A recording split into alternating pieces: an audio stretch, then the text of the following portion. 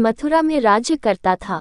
उसके आत्ताई पुत्र कंस ने उसे गद्दी से उतार दिया और स्वयं मथुरा का राजा बन बैठा। कंस की एक बहन देवकी थी, जिसका विवाह वसुदेव नामक यदुवंशी सरदार से हुआ था। एक समय कंस अपनी बहन देवकी को उसकी ससुराल पहुंचाने जा रहा था। रास्ते में आकाशवाणी हुई, हे कंस, जिस देवकी को तू बड़े प्रेम से ले जा रहा है, उसी में तेरा काल बसता है। इसी के गर्भ से उत्पन्न 8वां बालक तेरा वध करेगा। ये सुनकर कंस वसुदेव को मारने के लिए उद्यत हुआ।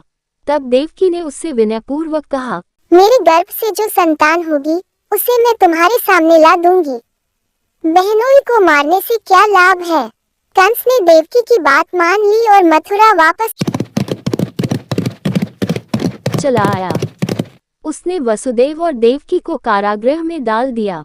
वसुदेव देवकी के एक एक करके 7 बच्चे हुए और 7 को जन्म लेते ही कंस ने मार डाला। अब 8वां बच्चा होने वाला था। कारागार में उन पर कड़े पहरे बैठा दिए गए। उसी समय नंद की पत्नी यशोदा को भी बच्चा होने वाला था। उन्होंने वसुदेव देवकी के दुखी जीवन को देख 8वें बच्चे की रक्षा का उपाय रचा। जिस समय वसुदेव देवकी को पुत्र पैदा हुआ, उसी समय संयोग से यशोदा के गर्भ से एक कन्या का जन्म हुआ, जो और कुछ नहीं सिर्फ माया थी। जिस कोठरी में देवकी वसुदेव कैद थे, उसमें अचानक प्रकाश हुआ और उनके सामने शंख, चक्र, गदा, पद्म धारण किए चतुर्भुज भगवान प्रकट हुए। दोनों भगवान के चरणों में गिर पड़े। तब भगवान ने उनसे कहा, अब मैं पुनः नवजात शिशु का रूप धारण कर लेता हूँ। तुम मुझे इसी समय अपने मित्र नंद जी के घर वृंदावन में भेज आओ और उनके यहाँ जो कन्या जन्मी है, उसे लाकर कंस के हवाले कर दो। इस समय वातावरण अनुकूल नहीं है, फिर भी तुम चिंता न करो। जागते हुए पहरेदार सो जाएंगे, कारागृह के फाटक अपने आप खुल जाएंगे और उफनती अथाह यमुना तुमको पार जाने का मार्ग दे देगी।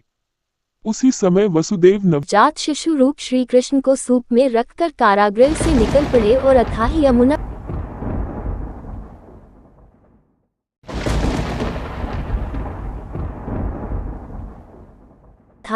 को पार कर नंद जी के घर पहुंचे। वहां उन्होंने नवजात शिशु को यशोदा के साथ सुला दिया और कन्या को लेकर मथुरा आ गए। कारागृह के फाटक पूर्ववत बंद हो गए।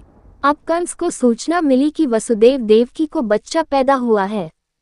उसने बंदी गृह में जाकर देवकी के हाथ से नवजात कन्या को छीनकर पृथ्वी पर पटक देना चाहा, परंतु वह कन्या आकाश में उड़ गई और वहां से कहा, अरे मूर्ख, मुझे मारने से क्या होगा। तुझे मारने वाला तो वृंदावन में जा पहुंचा है। वह जल्द ही तुझे तेरे पापों का दंड देगा। ये है कृष्ण जन्म की कथा।